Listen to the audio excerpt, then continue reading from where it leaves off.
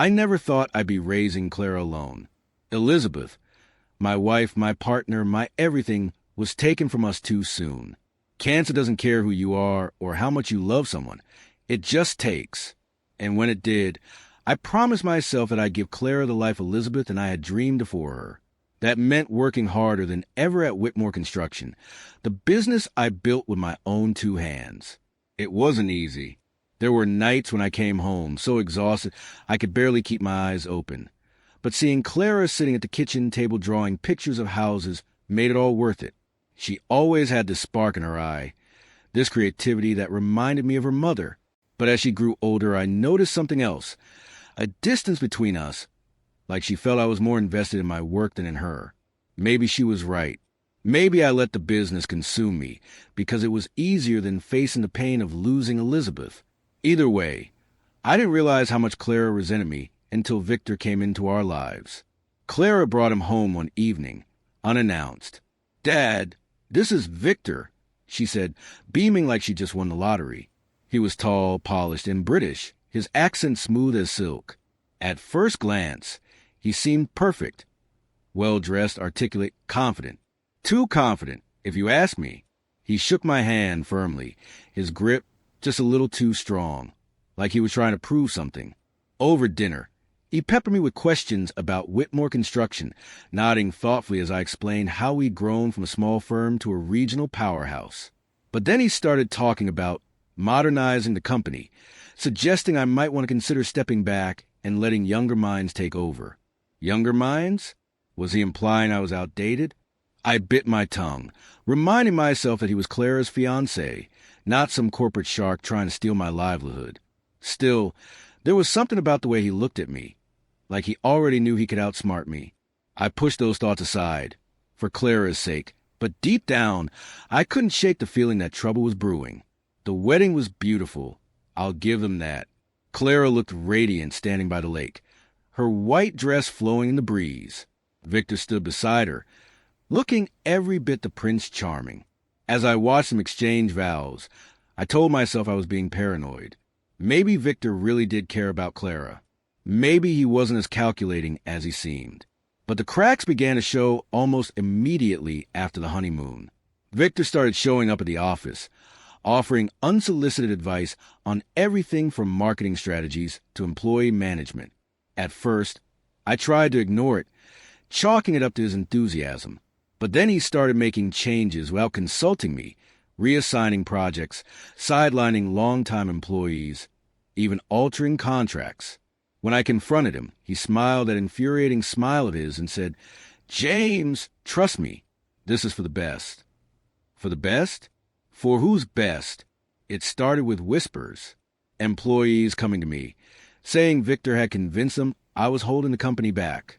"He says you're stuck in your ways," one of them told me hesitantly. Another mentioned he'd been asked to sign documents transferring ownership of certain contracts to an outside entity. An outside entity? My blood ran cold. I dug into the paperwork and found what I dreaded most. Victor had set up a shell company under his name and funneled lucrative deals through it. I stormed into his office, slamming the evidence onto his desk. "What the hell is this?" I demanded. He didn't flinch. Instead, he leaned back in his chair, cool as ice, and said, "You're misunderstanding things, James. These are standard practices in today's market. Perhaps you're not equipped to understand." Not equipped? The audacity of this man made my fists clench. But before I could say anything more, Clara walked in, her face pale. "Dad, stop," she pleaded. "Victor's only trying to help." Help? Is that what he called stealing from me? Things escalated quickly after that. Victor painted me as a stubborn old man clinging to the past, while positioning himself as a visionary leader Whitmore Construction needed. Clara, caught in the middle, struggled to reconcile her loyalty to both of us. Eventually, she chose him.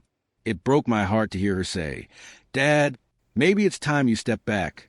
Let Victor handle things." Step back? After everything I'd sacrificed for her for this company?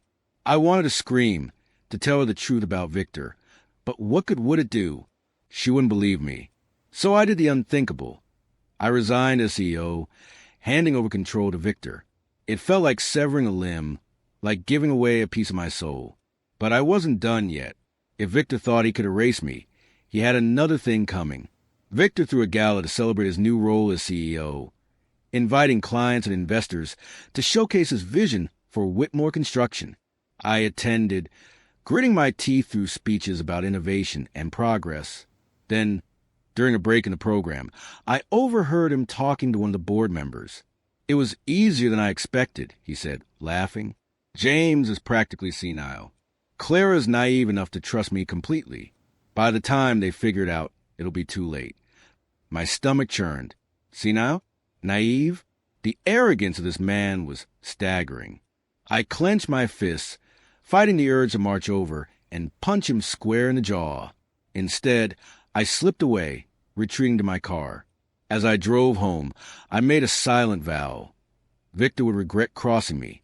He would regret betraying my family. And he would regret underestimating me. I knew I couldn't fight Victor alone, so I reached out to the one person who'd always had my back, Tom Reynolds. Tom and I had started Whitmore Construction together decades ago, but we parted ways after a disagreement about expansion plans. I hadn't spoken to him in years, but when I called, he didn't hesitate. "James," he said, his voice firm, "if that snake is trying to ruin what we built, count me in." It felt good to hear those words. Together, we began gathering evidence of Victor's corruption. Maria Lopez, an employee Victor had fired for insubordination, proved invaluable. She'd saved emails where Victor openly discussed siphoning funds and manipulating contracts. With Tom's guidance and Maria's insider knowledge, I started piecing together a case that would bring Victor down. But as much as I wanted revenge, part of me hoped Clara would come around before it was too late. Victor thought he had everyone fooled, but arrogance makes people careless. Using Maria's connections, I planted a fake deal involving a high-profile client interested in partnering with Whitmore Construction. Victor, ever eager to prove himself, took full credit for securing the deal, boasting to the board about his connections and expertise. What he didn't know was that the entire arrangement was a setup, a trap designed to expose his fraud. Meanwhile, I started mentoring a group of young apprentices, teaching them not just the technical skills of construction, but also the values of integrity and hard work. These kids weren't just my backup plan. They were the future of Whitmore Construction.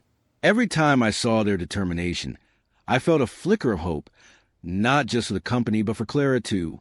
If she could see past Victor's lies, maybe there was still a chance to fix things. Clara wasn't stupid. No matter how much she loved Victor, she couldn't ignore the cracks forming in his facade. One night, she called me unexpectedly. Her voice trembled as she asked, "Dad, can we talk?" We met at a small cafe near her apartment. She looked tired, her usual confidence replaced by uncertainty. "I found some discrepancies in the financial records," she admitted. "And Victor, he's been acting strange.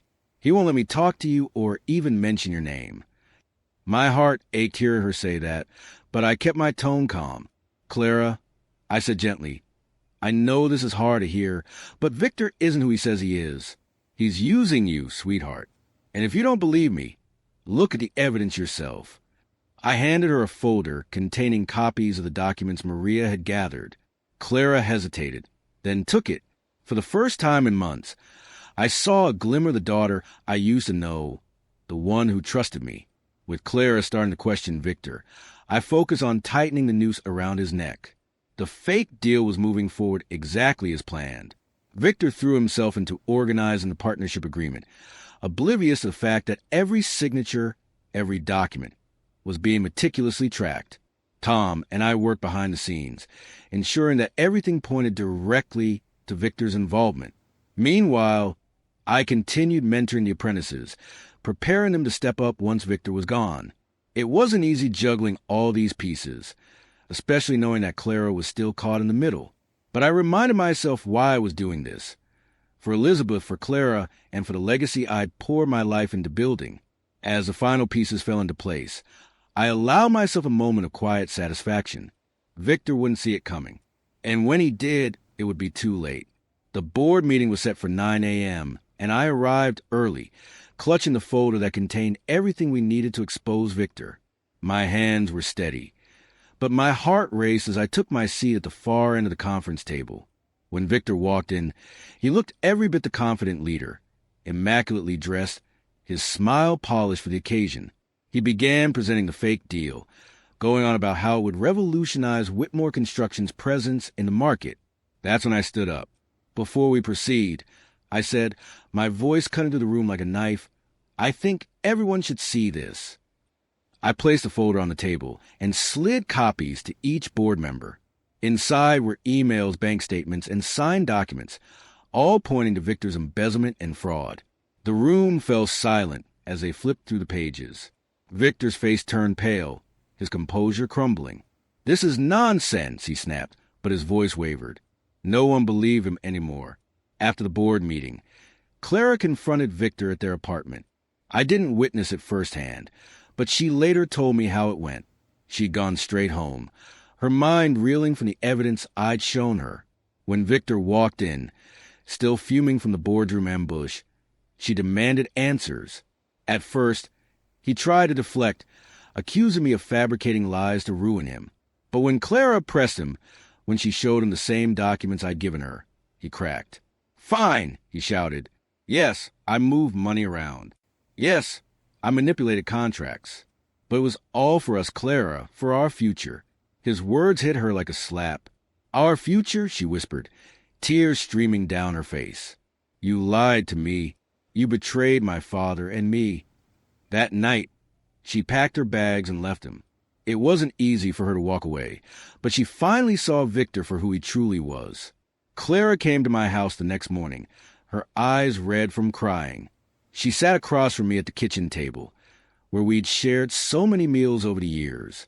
"Dad," she began, her voice trembling, "I'm so sorry. I should have trusted you. I let him come between us." Her apology broke my heart. Not because of what she'd done, but because of how much pain she'd been carrying. I reached across the table and took her hand. "Clara," I said softly, "you're my daughter. I love you more than anything. And none of this is your fault. Victor manipulated both of us. What matters now is that we move forward, together." For the first time in months, I felt like I had my little girl back.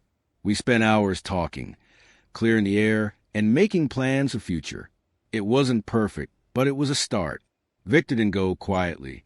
Once the board reported him to the authorities, he lawyered up, trying to spin the narrative in his favor. But the evidence against him was overwhelming. Bank records proved he'd funnel hundreds of thousands of dollars into offshore accounts. Emails detailed his schemes to undermine me and take control of Whitmore Construction. Even some of his former colleagues testified against him, too scared of retaliation to speak up before. The legal battle dragged on for months, but eventually justice prevailed. Victor was sentenced to prison for embezzlement and fraud, stripped of his assets, and banned from working in finance or construction ever again. Watching him led away in handcuffs gave me a sense of closure, but not satisfaction. Revenge wasn't the point. Protecting my family and my legacy was. With Victor out of the picture, Clara and I decided to run Whitmore Construction together. She surprised me with her natural leadership skills, blending her creativity with the practical knowledge I'd taught her. Together, we streamlined operations, brought back loyal employees Victor had pushed out, and refocused on sustainable building practices. The cornerstone of our company's mission. It wasn't always smooth sailing. There were disagreements and growing pains. But every challenge brought us closer, strengthening not just our professional partnership, but our relationship as father and daughter. For the first time in years, I felt hopeful about the future. Not just for the business, but for our family. Just when I thought things couldn't get any stranger, Ethan Langley, Victor's younger brother, showed up at my office. He introduced himself nervously, explaining that he'd suspected Victor's unethical behavior for years, but hadn't known how to intervene. "I want to make amends," he said earnestly, "and I believe in what you're doing here. Let me help." At first, I was skeptical. How could I trust anyone related to Victor? But Ethan proved himself by offering valuable insights into international markets and helping us secure funding for a major expansion project. Slowly, cautiously, I began to accept his help. Clara warmed up to him too, seeing his genuine desire to right his brother's wrongs. By the time we finalized plans for our first overseas venture, a sustainable housing development in Europe, I realized that sometimes even the most unexpected people can become allies. As the dust settled, I found myself reflecting on everything that had happened. Victor's betrayal had nearly destroyed us, but in a strange way, it also brought Clara and me closer than we'd been in years. We spent evenings sitting by the fireplace, sharing stories about Elizabeth, how she used to laugh at my terrible jokes or scold me for working too late. Those conversations reminded me of the love that had always bound our family together. Even when grief and misunderstandings threatened to tear us apart, Clara started visiting more often, bringing sketches of new design ideas for the company. Watching her pour her heart into her work filled me with pride. For the first time in a long while, I felt like we were truly healing, not just as business partners, but as father and daughter. Whitmore Construction thrived under our new leadership. With Clara's creative vision and my experience, we landed several high-profile projects, including a green housing initiative that earned national recognition. The apprentices I had mentored stepped up beautifully, proving themselves capable and loyal. One of them, a young woman named Mia, became Clara's right-hand person, helping her manage day-to-day operations while I focused on mentoring and strategy. It was bittersweet letting go of some responsibilities. I'd built this company from scratch, after all, but seeing it grow under Clara's guidance made me realize that legacy isn't about holding on. It's about passing the torch. Still, there were moments when I missed Elizabeth fiercely, wishing she could see how far we'd come. But then I'd look at Clara and think, she would be so proud. Victor sentencing came quietly, without fanfare. He was ordered to serve 10 years in prison and pay restitution to Whitmore Construction. I didn't attend the hearing. It wasn't about gloating over his downfall. Instead, I spent the day planting trees in a community park near Elizabeth's favorite lake. It felt symbolic. Somehow, a way of turning something ugly into something beautiful. Later, Clara joined me, wordlessly handing me a spade. Together, we planted row after row of saplings, each one a reminder of resilience and renewal. "Dad," Clara said softly as the sun dipped below the horizon, "I think Mom would have liked this." I nodded, choking back tears. She was right. This was exactly what Elizabeth would have wanted, for us to focus on growth, not destruction. A few weeks later, Margaret, Elizabeth's younger sister, came to visit. She hadn't been around much since Elizabeth passed, but hearing about everything Clara and I had gone through prompted her to reach out. Over dinner, she shared memories of Elizabeth that made us laugh and cry in equal measure. "Liz always said you were the strongest man she knew," Margaret told me, her eyes glistening. "And Clara, you're just like her, so full of light." Hearing those words meant more to me than I could express. After dinner, we took a walk along the river, talking about old times and new beginnings. Having Margaret back in our lives felt like another piece of the puzzle falling into place. Family, I realized, wasn't just about blood. It was about connection, forgiveness, and love. The day finally came when I decided it was time to officially step down as CEO of Whitmore Construction. Clara stood beside me at the press conference, her posture confident, her smile radiant. "My father has been my hero my entire life," she said, addressing reporters and employees alike. "But now it's my turn to carry the torch, to honor his legacy and build something even greater." As she spoke, I felt a lump rise in my throat. When she finished, everyone applauded, and I couldn't help but join in. That evening, we celebrated with a small gathering at home. Ethan, who had become a trusted advisor, raised a glass to toast our success. "To Whitmore Construction," he said warmly, "and to family." We clinked glasses, laughter filling the room. For the first time in years, I felt truly at peace. As the weeks passed, I found myself spending more time in my study, surrounded by photographs of Elizabeth and old blueprints from the early days of Whitmore Construction. It wasn't sadness that drew me there. It was gratitude. I'd made mistakes along the way. I'd let work consume me, pushed Clara away without realizing it, and underestimated the strength of family until it almost slipped through my fingers. But I'd also fought for what mattered most, and somehow we'd come out stronger on the other side. One afternoon, as I sifted through a box of mementos, I found a letter Elizabeth had written years ago.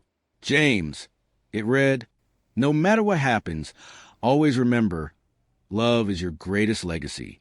Tears welled up in my eyes as I folded the letter carefully and placed it back in the box. She was right. Love, not wealth or power, was what truly endured. Just when I thought life had settled into a predictable rhythm, Ethan dropped a bombshell during one of our strategy meetings. There's something I need to tell you, he began, his voice unusually serious. He hesitated before continuing. When I first approached you about investing in Whitmore Construction, it wasn't just out of guilt over Victor's actions. I admired you, James. The way you stood up to him, the way you protected your family and your business. It inspired me. I wanted to learn from you, to be part of something meaningful. His confession caught me off guard. Here I'd been, wary of trusting anyone related to Victor, and all along, Ethan had seen me as a role model. Why are you telling me this now? I asked cautiously. He smiled faintly. Because I think it's time you knew the truth. You've already earned my respect. Now I want to earn yours. In that moment, I realized Ethan wasn't just an ally. He was becoming a friend. The final chapter of this story unfolded on a crisp autumn morning at the groundbreaking ceremony for our newest project, a sustainable housing development designed to provide affordable, eco-friendly homes for families in need. Clara stood beside me, her face glowing with pride as she addressed the crowd. This project represents everything Whitmore Construction stands for: innovation, integrity, and community, she said, her voice steady and strong. As I watched her speak, I couldn't help but feel a deep sense of fulfillment. This was the legacy Elizabeth and I had dreamed of, the kind that went beyond profits and touched lives. After the ceremony, I lingered behind, watching Clara interact with the apprentices and employees who had become like family. Ethan joined me, handing me a cup of coffee. You did good, James, he said simply. I shook my head. We did good. I corrected him. Driving home that evening, I allowed myself a rare moment of quiet reflection. The road ahead wouldn't always be easy, but for the first time in years, I felt hopeful. Clara was ready to lead, the company was thriving, and I finally had the space to step back and enjoy the fruits of my labor. As I pulled into the driveway and saw the lights glowing warmly in the windows, I smiled. Whatever challenges lay ahead, I knew we'd face them together, as a family, and somewhere I hoped Elizabeth was smiling too.